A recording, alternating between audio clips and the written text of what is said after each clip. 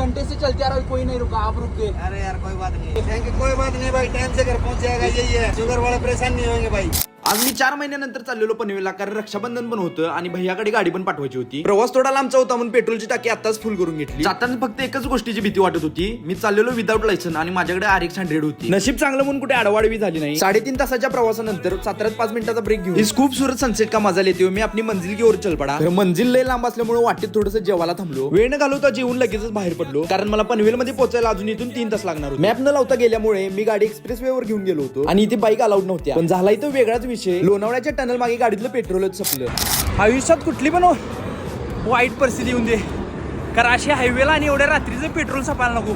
5-6 kilometre गाडी ढकलत घेऊन गेलो आणि टनल मध्ये जाऊन थांबलो आणि अचानक एक ट्रकवाले दादा येऊन थांबले आणि त्यांनी असं लोकांच्या इमर्जन्सीसाठी ठेवलेलं पेट्रोल मला दिलं.